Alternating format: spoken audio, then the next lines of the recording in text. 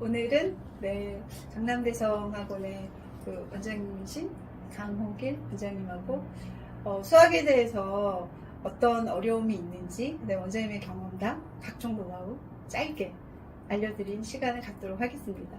네, 원장님 한번 소개 한번 짧게 해주실까요? 안녕하세요. 강남대성에서 수학 가르치는 강홍길입니다. 짧은 시간 동안 좀 좋은 내용으로 같이 얘기를 나눠봤으면 합니다. 네. 그러면 일단 이제 제가 질문을 몇 개 만들어 봤어요. 네. 그래서 원장님 생각하시는 것들에 대해서 얘기해 주실 텐데, 일단 수학에서 가장 필요한 능력은 뭐라고 생각하시는지.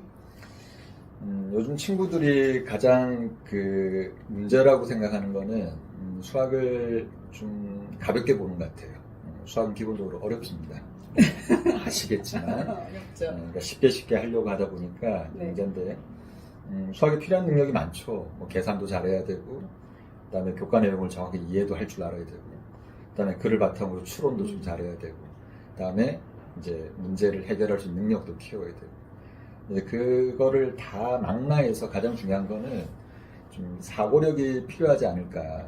문제를 읽고, 그다음에 이 문제를 풀기 위해서 교과서에서 어떤 내용을 내가 이용을 해야 되고, 그다음에 그걸 가지고 계산도 잘해야 되고, 그래서 좀 생각할 수 있는 능력들을 키워나가야만 수학을 좀 잘할 수 있지 않을까. 그러니까 가장 쉽게 얘기하면, 교과서에 이제 우리 친구들이 이제 가다 보면은 증명 문제가 있어요. 그 증명 그렇죠. 문제가 있는데, 그 증명 문제를 그러니까 본인이 직접 위에 소위 말하는 공리라고 하는, 엑시움이라고 하는 그 공리를 바탕으로 증명을 할 수 있는 능력을 키울 수만 있다라고 하면. 근데 가끔 이제 그런 얘기들을 해요. 그 공식만 알면 되지 증명이 왜 필요합니까? 맞아요. 네, 공식도 그런데 모르는데. 네. 정작 중요한 거는 네. 그 연역적인 사고를 펼치는 과정에서 앞에서 배웠던 내용들이 이렇게 사용되구나라는 거를 우리 친구들이 스스로 체감을 해야만, 그 다음에 나중에 그냥 예를 들어 단순하게 수학 문제를 풀 때 이것들을 이렇게 써먹으면 되겠구나, 또 앞으로 써야지 라고 하는 힘이 발생을 하게 되는 겁니다. 근데 요즘 많은 친구들이 이제 그 지점을 간과하고, 또 많은 어른들이 그 지점을 간과를 하면 이걸 좀 메꿔줘야 되는데, 그렇진 않죠. 그래서 만약에 본인이 쓰는 걸 만약에 힘들어한다라고 하면, 예를 들어 책을 읽는다든지, 아니면 그렇죠. 요즘 유튜브에 많은 많죠. 영상들이 네. 있거든요. 그걸 좀 본다든지. 저도 보고 있습니다. 원장님도. 영어로 된 거를 좀 보고 있는데, 네. 그런 것들이 좀 필요하지 않을까. 그러니까 우선 제일 중요한 거는 좀 생각할 수 있는 능력을 키워 나가야 되며, 그다음에 뭐 국어에서 더 필요하겠지만 글을 읽을 수 있는 능력, 그다음에 그걸 바탕으로 좀 이해할 수 있는 능력. 어쨌든 이해, 그다음에 사고, 이게 좀 가장 필요하지 않을까라고 생각을 합니다. 그게 네. 기본이겠죠. 네. 그러면 이제 학년별로 한번 여쭤볼게요. 네. 고1 수학에서는 지금 현재 수하라는 과목을 배울 텐데요. 네. 이제 가장 중요한 단어는 뭐라고 생각하시는지? 실제 우리 고등학교 고등수학에서 가장 어려운 학년이 1학년입니다. 네. 근데 이제 1학년 내용이 이제 수능 시험이나 논술 시험에 직접적으로 출제가 안 되다 보니까 많은 아이들이 이제 내신을 치르면서 그걸로 이제 끝나는 경우가 많은데, 그 밑거름이 되는 그 단원들이 거의 다 있죠. 그래서 우리가 수학의 꽃을 함수라고 합니다. 그러니까 뭐 수원 전부 다, 수원, 지수로감수, 삼각함수, 수열. 뭐 우리 친구들 알잖아요. 수열이 정의역이 자연수인 함수라는 거. 그다음에 이쪽 수투를 가면 미분, 적분, 모조리 함수. 그다음에 미적분을 선택하는 친구들, 그 안에 모조리 함수. 그래서 수학의 꽃을 함수라고 합니다. 그래서 그 기본이 되는 수학 상의 방정식과 부등식, 수학 하의 함수, 그러니까 뭐 보통 이제 1차 함수, 2차 함수까지만 1학년 때 배우는데, 이 두 챕터는 정말로 정확하게 배워야만, 또 익혀야만 친구들이 수투나 또는 그 미적분을 좀 어렵지 않게 갈 수 있다는 걸 말씀드리고, 뭐 내신 때야 내신을 한다고 하지만 평상시에 수학 공부를 할 때 만약에 그 수투에 뭐 3차 함수가 안 된다, 4차 함수가 안 된다. 그것만 안 될까요? 그게 아니라 아니죠. 앞쪽에 1차 함수가 안 되고 2차 함수가 안 돼서 안 되는 겁니다. 가끔 제가 친구들한테 그런 질문을 해요. 우리 대표님도 상수함수가 뭔지 아시죠? 네. 상수함수가 다항함수입니까? 이렇게 네, 친구들한테 질문을 때. 하면 순간 얼음이 되죠. 그렇죠. 상수함수가 다항함수입니다.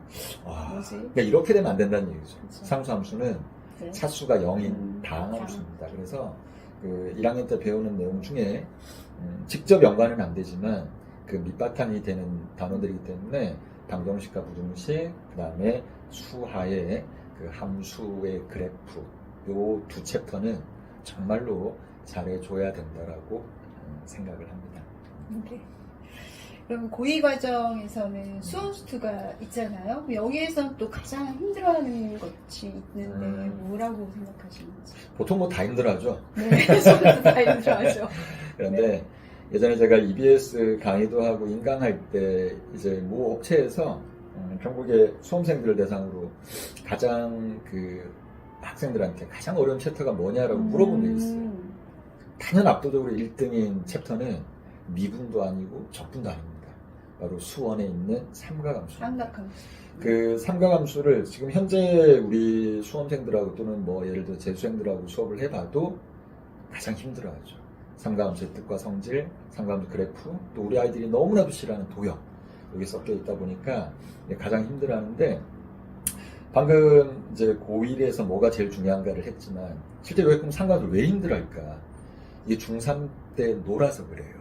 그러니까 중3 때 그렇죠. 삼각 비라든지 배우죠. 이런 것들을 네. 배우는데 그 지점이 2학기 그리고 거의 이제 놓는 시점이다 보니까 맞아. 끝에 그런 것 있어요. 같습니다. 네, 그래서 네. 실제 삼각함수가 그렇게 많이 어렵게 출제는 안 돼요. 안 되는데 네, 학생들이 가장 어려워하고 그다음에 뭐 수투에 있는 미분이나 적분은 그냥 그 자체로 어려워하는데 이제 더 힘들어하는 건 적분이죠. 그러니까 챕터가 이제 끝에 있다 보니까 적분, 그 실제 또 수투 적분은 개념이 없습니다.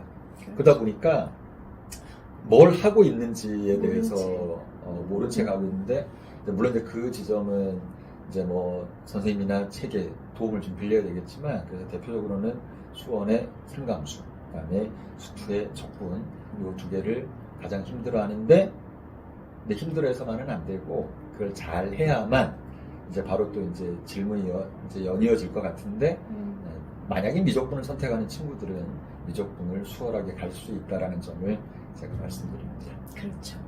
가장 어려워하는 거 꼭 네. 짚어주셨네요. 그러면 이제 좀 전에 잠깐 언급을 하셨는데요. 그 미적분을 언제부터 시작하면 좋을지 이거 실제로 질문 많이 나온 거군요. 네. 근데 미적분은 우선은 이건 안 됩니다. 예를 들어 보통 우리 지금 요즘 친구들이 고등학교 3학년 1학기 내신 과정이 거의 미적분인 학교들이 대부분이라서 고3 1학기 내신을 하고 나서 예를 들어 8월 달부터 8, 9, 10, 3개월 미적분을 해서 수능을 치르려고 하는 친구들이 네. 대단히 많은데 네. 이거는 절대 하시면 안 되고 네. 그렇다고 선행을 많이 해달라 이런 얘기도 그것도 아닙니다. 아니고. 아닌데 네. 그 실제 이제 2024학년도 수능 시험을 보면은 미적분 27번 문제부터 우리 친구들을 힘들게 했거든요. 27, 28, 29, 다. 그러니까 미적분이 어려웠어요. 근데 많은 또 우리 어른들 또 학생들이 선택 과목이다 보니까 좀 간과하는 경우가 많은데 미적분이 분량이 많긴 하지만 기본적으로 수투에 있는 극한 미분 적분을 잘만 해왔다라고 하면 함수만 살짝 바뀝니다. 제가 아까 수학의 꽃이 함수라 그랬지 않습니까? 함수만 살짝 다항함수에서 초월함수로 바뀌어서 내용은 똑같은데 함수만 바뀐다. 그럼 기본적으로 수투 미분 적분만 돼 있으면 어렵지 않게 갈 수 있다는 거죠. 그래서 만약에 그 고등학교 2학년 2학기 때 내신을 수투를 하는 친구들이라면 수투가 끝나고 겨울, 그러니까 3월이 오기 전에 그러니까 겨울 동안에 미적분을 적어도 한 번 이상은 좀 진지하게 봐야 되지 않을까. 그리고 내신을 하고 다시 8월 달부터 입시를 준비한다 그러면 8문제 26점을 받기는 그렇게 크게 어려운 일은 아닙니다. 물론 제가 이런 얘기를 했을 때 너는 선생이고 너는 잘하니까 이런 게 아니라 진짜로 수투만 잘하면 그러니까 진짜 잘해야 돼요. 수투만 그렇죠, 잘하면 수투. 미적분을 이행하기가 아까 제가 삼가함수가 어렵다 그랬는데 그 미적분의 두 번째 단원이 삼가함수의 덧셈 정리입니다. 그 삼가함수 수원에서 배웠던 거랑 똑같거든요. 그래서 그게 돼야만 이게 돼야 돼서 그래서 수원에 있는 삼가함수 그다음에 수투에 있는 극한 미분 적분 이게 된 상태에서 겨울 방학 때 적어도 한 번 또 만약에 여력이 된다라고 하면은 한 두 번 정도까지 그러니까 한 번은 본인이 뭐 인강을 통해서 하든 뭘 하든 직접 이렇게 기본서를 풀면서 확인하고 그다음에 이제 모르는 그러니까 좀 불편한 내용들을 강의를 통해서 한번 확인만 할 수 있다라고 하면 크게 어렵지 않게 26점을 받는데 좋겠다라는 거를 제가 말씀드립니다. 그러면 이제 그 미적분을 지금 아이들이 할 때요, 시작할 때 이런 상담도 좀 있거든요. 지금 제가 좀 추가로 질문을 드리고자 하는 건데 수투 심화를 하고 미적을 하는 게 나을까요? 아니면 수투 심화하고 미적을 동시에 들어가도 괜찮을까요? 기본적으로 이제 방금 말씀드렸지만 수투에 있는 극한 미분 적분이 어느 정도 되면은 미적분을 하기는 그렇게 크게 어렵진 않습니다. 그러니까 미적분의 1단원이 수열의 극한입니다. 근데 우리나라 지금 교육과정이 엉망진창이라서 그렇죠. 그러니까 수투에서 함수의 극한을 배우거든요. 그렇죠. 그래서 수열의 극한은 정의역이 자연수인 함수, 이쪽 함수는 실함수. 그러다 보니까 이제 수열의 극한을 먼저 배우고 함수의 극한을 배우는 게 원래 순서인데 이제 우리 지금 엉망진창이에요. 그래서 어쨌든 내신을 하면서 수투 내용을 기본적으로 배웠던 친구들이라면 미적분을 해 나가는데 그래 크게 문제가 없다라는 거, 같이 병행을 해도 상관이 없다라는 거는 제가 말씀드립니다. 네. 그러니까 전제 조건은 반드시 수투가 물론 돼야지만 가능한 그렇죠. 거라서 내신 정도만 할 수 있다고 하면 수투는 미적은 크게 들어가도 문제 없습니다. 괜찮다. 네. 그럼 수학 시험 보면서 친구들이 멘탈이 많이 무너진다고 해요. 그래서 그럴 때 그렇지 않기 위해서 필요한 게 있다면 뭘까요? 뭐 제가 그 품피를 잡으면서 이제 늘 느끼는 거지만 제가 만약에 교육부 장관이고 대통령이라면 저희 그 수학능력 시험 그 과목 순서를 좀 바꾸고 싶습니다. 아, 중요한 얘기를 하셨어요. 1교시 국사, 2교시 영어, 반목수, 맞아. 3교시 국어 수학. 아니면 수학 국어. 이게 좋은데. 중요한 지점을 딱 짚으셨네요. 우선 첫 번째는 이제 평상시 공부를 잘하던 친구들이 꼭 수능에 가면 그런 아이들이 있어요. 선생님, 저 재수할 때 만나면 제가 이제까지 받은 점수 중에 가장 최악의 점수를 받았습니다. 처음에 이런 얘기를 들으면 되게 버릇이 없구나, 되게 겸손하지 못하구나 이런 생각을 할 때도 있었지만 실제 그런 친구들이 많다라는 거예요. 그게 왜 그런가? 국어시험 때문에 그렇습니다. 그러니까 예를 들어 올해 맞아요. 2024년도처럼 국어시험이 어렵다라고 하면은 아이들이 우선 이제 본인 점수를 모르는 상태에서 느끼는 시험을 못 친 듯한 느낌. 그 느낌. 그 느낌을 가지고 수학시험을 이게 우리가 보통 그 통계에서 얘기하는 이게 독립적으로 움직여야 되는데 매 시간이 사람인지가 그렇게 되기가 쉽지가 않습니다. 그러다 보니까 우선 이제 그런 지점이 이제 가장 크고 근데 이거는 뭐 대표님도 그렇고 저도 그렇고 우리 친구들을 참 도와주기가 쉽지가 않네요. 맞아요. 어려워. 언제 우리 친구들 저 정부에다가 탄원 좀 시험 과목 순서 좀 바꿔달라. 시간표를 좀 바꿔달라. 네. 이게 제일 좋은 방법인 것 같고. 제일 좋은 방법. 그 다음에 그냥 보통의 이제 수학 얘기를 하면은 아까 서두에 이제 그런 얘기를 했지만 우리 친구들이 수학이 어렵다라는 거를 알면서 쉽게 공부한다라는 거예요. 그러니까 예를 들어 두려움은 있는데 이거는 포인트가 될 수 있네. 두려움이 있다라는 얘기는 어렵다라고 인정을 하는 거잖아요. 네.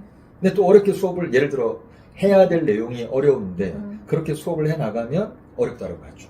그렇죠. 지금 화면으로 저를 보고 있는 우리 친구들 제가 분필을 들면서 가장 많이 들었던 얘기가 선생님 수업이 어렵습니다라는 얘기를 했어요. 근데 우리 친구들한테 그럼 뭐가 어렵냐? 그냥 어렵대요. 뭐 이런 친구들이 있어요. 근데 그 수학이 어렵다 보니까 두려움은 당연히 생길 수밖에 없죠. 그래서 그럼 잘하면 좀 두려움이 사라질 것 같기는 해요. 또 재밌어야 되고. 그래서 아까 제가 서두 얘기했지만 수학을 본인이 직접 수행할 수 있는 능력이 좀 강해야 돼요. 그래서 증명도 하고 문제를 첫 줄부터 끝 줄까지 써서 답을 내고 답이 틀리면 다시 올라가서 본인 풀이에 뭐가 문제가 있었는지 체크하고 이게 처음에는 느린 것 같지만 나중에는 가장 빠를 수 있다. 그리고 수학에 대한 자신감을 얻을 수 있다. 어느 정도의 두려움은 떨칠 수가 있다. 그러니까 이런 걸 좀 말씀드리고 그래 보면 우리 지금 화면을 보고 있는 친구들이 만약에 그 수시 6논술을 친다 그러면 맞다. 근데 논술을 치는데 그쵸. 논술은 예를 들어 논술 수업을 하면 어렵다는 얘기는 안 해요. 원래 어려우니까. 그리고 수학도 수능도 마찬가지 아닙니까? 그렇죠. 그렇죠. 그래서 그냥 두려움을 떨칠 수 있는 방법은 수학에 대해서 좀 자신감을 가져야 되고 좀 재미가 있어야 돼요. 수학이. 그러니까 좋아해야 되거든요. 딱 1년. 예를 들어 수험 생활이라면 1년 아니면 고등학교 생활이면 3년. 저도 좋아했습니다. 좋아하니까 잘하는 거예요. 그래서 기본적으로 조금은 좋아해야만 만약에 다니는 학원이나 보는 인강이 있다라고 하면은 그 선생을 좋아해도 될 것 같아요. 맞아요. 1년만. 그리고 버리시면 됩니다. 그래야지만 좀 이렇게 편안하게 갈 수 있을 것 같고. 그래서 그 가장 큰 거는 시험장에서 가장 큰 거는 그 시험 시간표입니다. 제 생각에는 나머지는 평상시에 공부는 하는데 성적이 안 나오니까 계속 이제 이렇게 스트레스로 작용하고 이런데 수학은 이렇게 곡선이 이렇게 스무드하게 S 곡선을 타는 게 아니라 그냥 우리 친구들 가우스 함수 알죠? 이렇게 퉁 튀고 올라가죠. 네. 퉁 튀고 제가 현장에서 그렇지만 선생님 언제 퉁 튑니까? 그건 저도 모르겠어요. 저도 어느 날 아침에 일어났더니 튀어 있더라고요. 그러니까 그 지점까지를 기다리는 게 좀 힘들고 기다릴 줄 아는 친구들이 결국 수학을 잘한다라는 거 그걸 좀 말씀드리고 싶습니다. 그러니까 좀 인내심 있게 쭉 가는 게 좋을 것 같습니다. 중요한 얘기를 너무 꼼꼼히 해주셨어요. 네, 그럼 이제 그 일반고 학교가 유형이 다르잖아요. 그럼 일반고, 자사고, 과고 학생들은 수학에서 좀 어떻게 다른 차이가 있는지?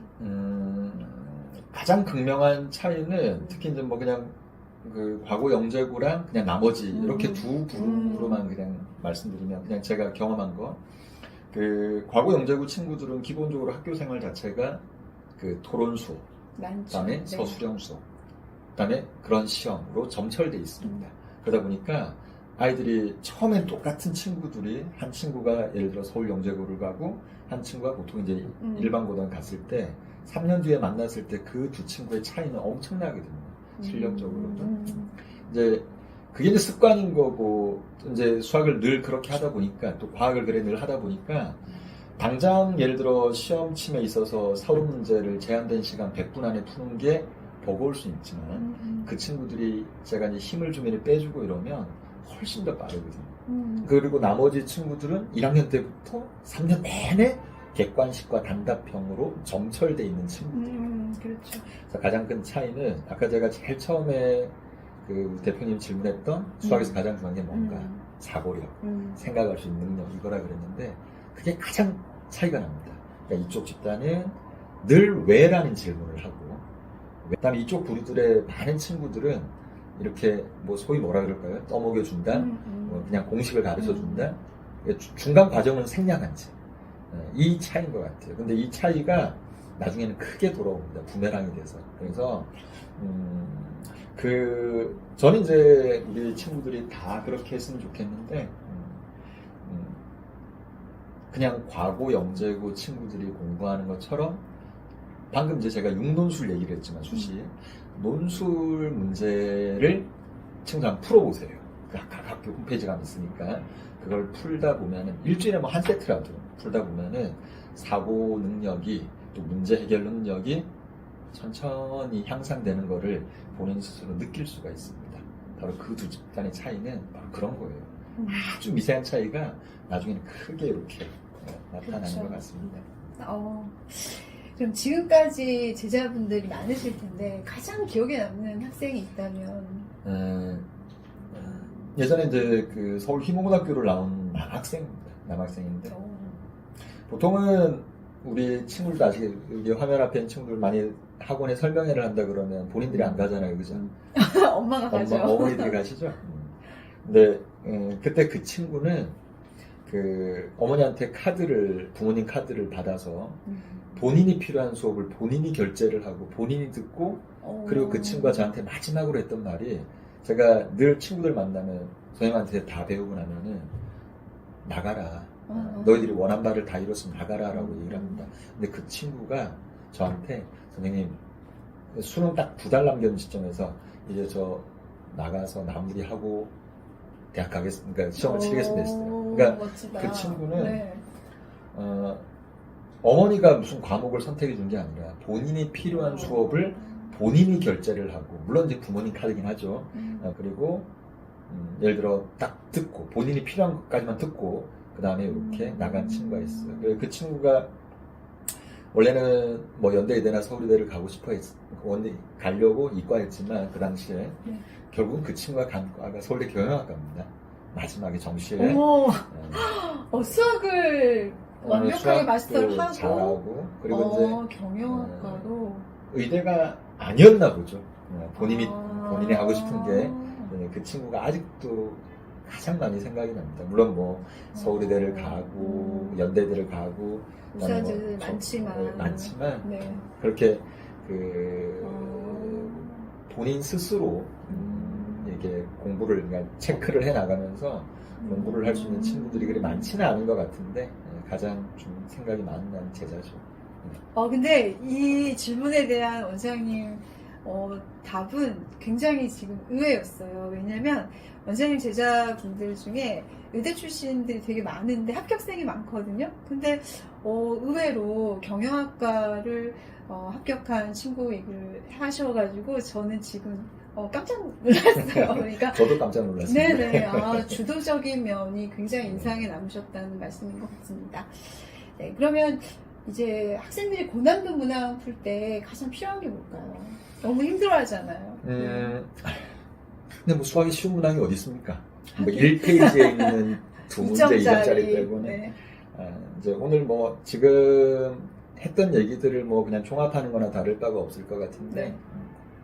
방금 제가 논술 문제를 풀어보라 그랬는데 기본적으로 제가 제일 그 강사로서 듣기 싫은 단어가 킬러라고 하는 킬러 문항이에요. 그냥 고난도 문항이라고 하면 될 텐데 그 되게 다르죠. 느낌이 다르죠. 흉측한 단어예요. 흉측한. 그래서 네. 그 고난도 문항을 떠나서 수학 문항을 고난도 문항을 포함해서 수학을 문제를 잘 풀고 싶다. 우선은 문제를 잘 읽어야 되겠죠. 그렇죠. 상대방의 마음도 헤아리고 그다음 2단계 이 문제를 풀기 위해서 도구들을 모아야 되는데 그렇죠. 그 도구들은 가까운 데 있어요. 친구들. 그러니까 교과서 또는 뭐 예를 들어 기출문제집 가까운 데 있으니까 그 도구들을 추스리고 이 도구들을 이제 어떻게 적절하게 요소에 집어넣어서 이제 풀 것인가 이걸 결정을 해줘야 되죠. 그러니까 보통 이제 우리 교과서에 있는 그런 거, 뭐 계획을 수립한다, 식을 작성한다, 계산을 한다, 답을 낸다 이건데 우선은 알고 있는 내용이 많아야 되고 그건 교과 내용 얘기하는 겁니다.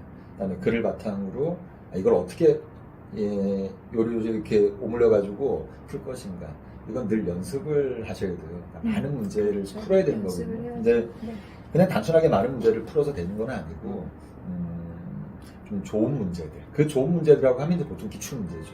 그리고 그 요즘에 일부 메이저 의대 논술 면접 문제를 제외하고는 보통 전국에 한 23개 대학 정도가 논술 면접을 보고 있는데 그 논술 면접 문항의 대부분이 수능 시험 문제랑 흡사합니다. 그래서 우리 화면 앞에 있는 친구들 혹시 육논술을 보시는데 논술 기출 문제집을 가지고 계십니까?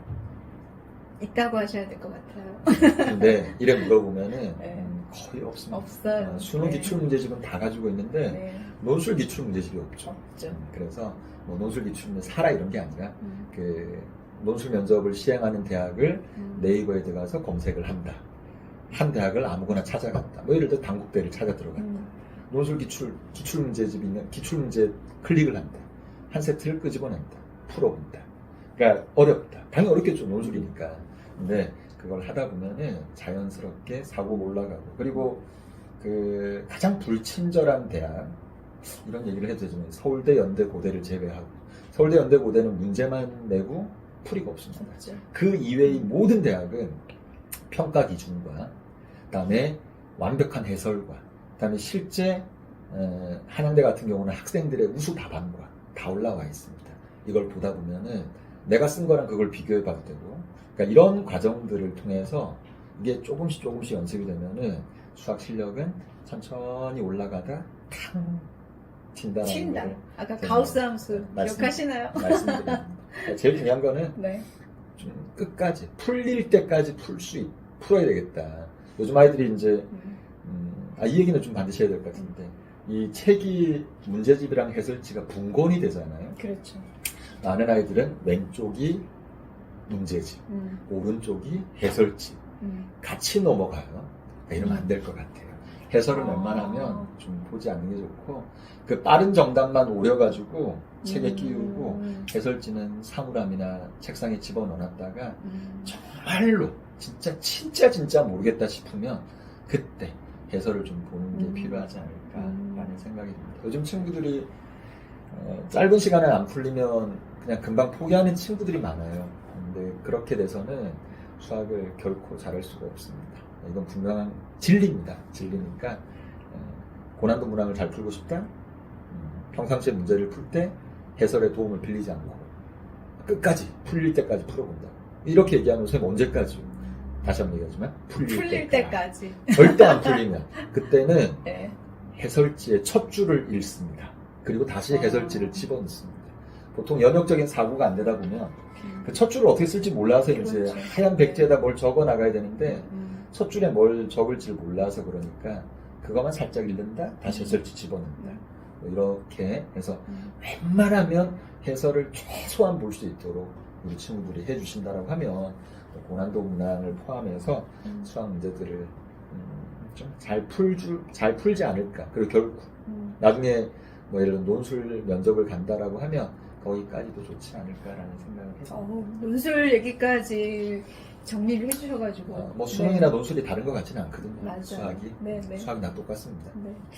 그러면 킬로 문항 차이 이것도 그러면 별 차이 없을까요? 네, 그 차이가 없습니다. 네. 그건 뭐 이름 짓기 나름이죠. 우리 응. 친구들이 살짝 불편하지만 풀었다 중킬러.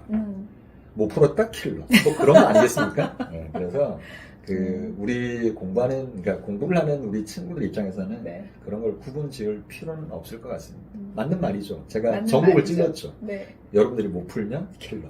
풀면 조금 어렵게 풀면 중킬러. 아주 쉽게 풀면 그냥 쉬운 문제. 뭐 이런 겁니다. 이런 거라서 네.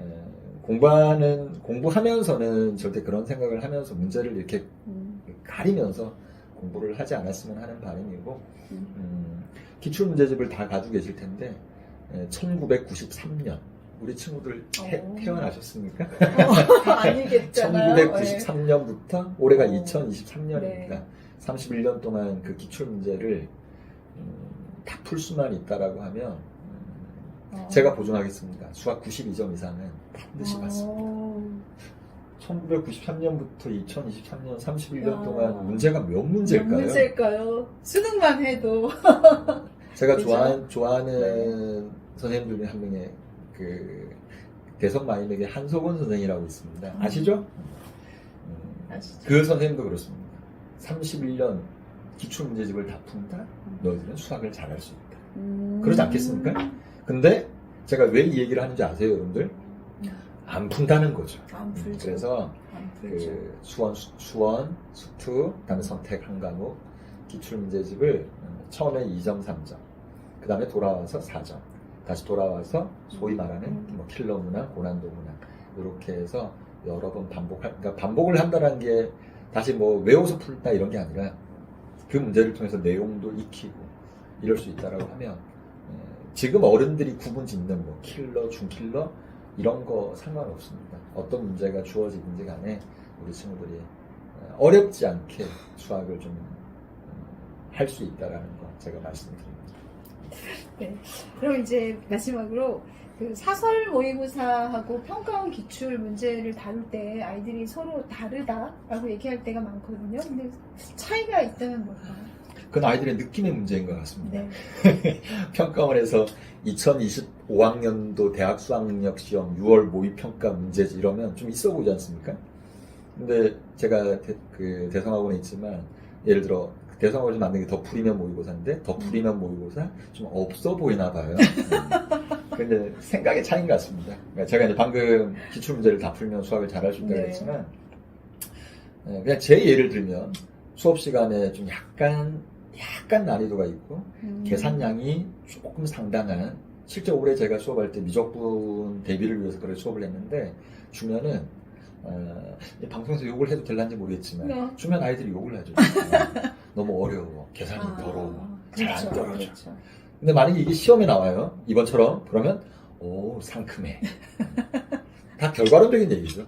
시험은 출제되고 나서 하는 얘기입니다. 그렇죠. 예상을 한 모든 것들은. 그래서 저는 예를 들어 대성학원에서 강의를 하고 있지만 사설 모의고사, 평가원 기출 이런 거 차이를 저는 아이들한테 주고 싶지는 않습니다.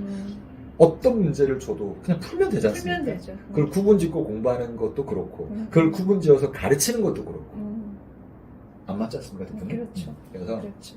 친구들은 근데 보통은 이제 그냥 그 검증이 된 문제, 방금 얘기했지만 기출 문제, 뭐 예를 들어 대성, 그다음에 메가스터디, 뭐 시대인재, 뭐 이투스 이런 회사들이 만든 교육업체들이 만든 시험지, 그 시험지를 나쁘다고 하는 얘기가 아니라 그 어떤 시험지, 어떤 문제를 준다 하더라도 우리 친구들이 풀 수만 있다라고 하면 되고 공부하는 입장에서는 뭐 평가원스럽다. 제가 가장 듣기 싫어하는 말이 뭐 평가원스럽다, 수능스럽다, 그렇죠. 평가원답지 못하다, 강호길스럽다. 뭐 이런 건데 네. 우리 친구들이 그런 걸 규정할 필요는 없습니다. 예를 들어 강호길이 방금도 얘기했지만 강호길이 준 문제가 수능 시험에 나왔다. 이번에도 나왔습니다. 제가 워낙 겸손해서 자랑을 좀 하셔야 될 것 같아요. 자랑을 못해서 그런데 네. 몇 번일까요? 뭐 네. 22번도 그렇고 네. 22번 솔직히 어려운 문제는 맞습니다. 계산이 많으니까. 그리고 이제 그 3차함수가 원점을 지나가야 된다는 사실을 추론하는 과정까지가 힘든 거지. 그 다음에는 계산만 하면 되거든요. 그건 우리 친구들이 객관적으로 인정할 건 인정하셔야 돼요. 그래야만 발전할 수 있습니다. 맞아요. 남들이 어려워하면 저도 어려워야 됩니까? 그건 아니지 않습니까? 아니죠. 그래서 네. 뭐 사설, 그다음에 뭐 평가원 이걸 우리 친구들이 규정 지을 필요는 없고 만약에 여력만 될 수 있다라고 하면 나중에 그 개념이 퍼펙트하게 이해가 되고 나서 그냥 모든 문제들을 어떤 문제를 주든지 간에 편안하게 풀 수 있으면 그걸로 족하지 않을까라는 생각을 하고 또 그런 친구들이 또 결과론적으로는 수학을 잘하기도 하고요. 그런 것 같습니다. 절대 우리 친구들은 그걸 규정 지을 필요가 없습니다. 그리고 그런 걸 규정 짓는 강의도 조심해야 되고 책도 조심해야 되고 뭐가 평가원스러운 겁니까? 그렇죠. 이게 문제죠. 그래서 우리 친구들이 그러니까 뭐 막나에서 이제 간단하게만 얘기하면 수학은 기본적으로 어렵죠. 다들 알지 않습니까? 어려운데 그걸 쉽게 하려고 그러면 그건 나쁘죠. 욕심쟁이. 어려운데 쉽게 하려고 그래. 다른 걸로 얘기하면 국어를 우리 친구들 국어 쉽습니까? 어렵죠. 되게 쉽게 하는 것 같아요. 근데 이제 이번처럼 문학이 어려우면 이제 아이들이 이제 나가 떨어지고 엉매가 어려우면 나가 떨어지고. 그래서 학문이라는 건 기본적으로 어렵습니다. 그 대학 수학력 시험은 대학에 가서 학문을 이수할 수 있는 능력을 측정하는 시험이에요. 그러니까 기본적으로 그 교과 내용에 대한 처절한 이해, 그를 바탕으로 한 문제 해결 능력, 이걸 또 추론 능력, 이걸 요하는 시험이 대한민국 국가고시이기 때문에 어렵다라는 건 인지를 하셔야 되고 어려우니까 이걸 어떻게 하면 잘 넘어갈 수 있을까 이것도 좀 생각하시면서 공부를 하는 게 정답입니다. 어렵습니다. 물론 어려우니까 네. 좋은 선생님의 도움을 빌려서 좀 쉽게 갈 수 있으면 저도 고등학교 때 생각하면 어떤 선생님이 나한테 조금만 이렇게 일찍 좀 더 해줬으면 너무 좀 좋지 않았을까라는 생각을 해보는데 네. 그래서 우리 친구들이 그래서 본인의 실력을 알아야지 누굴 선택하든 어떤 강의를 선택하든 하겠죠. 네. 그래서 우리 친구들은 본인의 실력을 본인한테는 가장 잔혹해야 됩니다. 객관적으로 내 실력이 어떤 건지를 체크하고 그다음에 그래서 내가 필요한 게 어떤 강의며 내가 누굴 찾아가야 되겠나. 만약에 뭐 강의를 수강한다 그러면 이걸 결정해야 되지 않을까. 남들 가는 데를 따라간다든지. 아무 의미 없지 않습니까? 그 수업이 예를 들어 나랑 뭔 상관이 있으냐. 나의 수학 실력 향상에 지대한 영향? 그런 거 없습니다. 그래서 본인이 어디가 약한지, 그래서 뭐가 필요한지. 아까 제가 제 제자 얘기했지 않습니까? 그게 좀 필요하지 않을까라는 생각을 해요. 네. 지금 오늘 질문에 대해서 모두 답변을 완전 현실 직시형으로 꼭꼭 집어서 주신 것 같아요. 그래서 아무래도 현장에서 제자들에 대한 애정이 좀 넘치시는 분이셔가지고, 가감 없이 말씀을 해주셨다고 생각을 합니다. 네. 오늘 내용이 아무쪼록 좋은 영향을 끼칠 수 있는 정보가 되었으면 좋겠고요. 마지막으로 한마디 하고 싶으신 게 있다면 뭐가 있을까요? 우선은 이런 자리를 마련해 주신 대표님이 감사드리고 우리 친구들이 다 수학을 좋아했으면 하고 잘했으면 하는 바람입니다. 그게 뭐 저를 만나든 안 만나든 또 이 짧은 시간을 통해서 우리 친구들이 수학이 이런 거고 이렇게 해야 되겠구나라는 거를 만약에 캐치할 수 있었다라고 하면 저는 오늘 이 시간이 너무나도 저 개인적으로 유익한 시간이 될 것 같고, 그래서 마지막으로 말씀드리면 수학은 학문이고 수학은 어렵습니다. 그래서 수학을 수학답게 공부를 해야 되며, 지금 이 화면이 끝나고 나서 뒤돌아서 본인의 책장에 소장용으로 꽂혀 있는 정석들을 끄집어내서 풀 수 있는, 그리고 정석이 아니라 다른 기본서라도 그 책을 다 풀 수 있는 노력을 해주신다면 수학은 반드시 잘하게 될 겁니다. 나중에 뭐 다시 한번 이런 기회가 있다라고 하면 또 이 친구들하고 조금 더 세세하게 좋은 얘기를 나눠보는 것도 좋을 것 같네요. 네. 감사합니다. 긴 시간 동안 꼼꼼히 다 짚어주신 우리 강호길 원장님께 진심으로 감사드리면서 이번 영상을 마치도록 하겠습니다. 네, 감사합니다.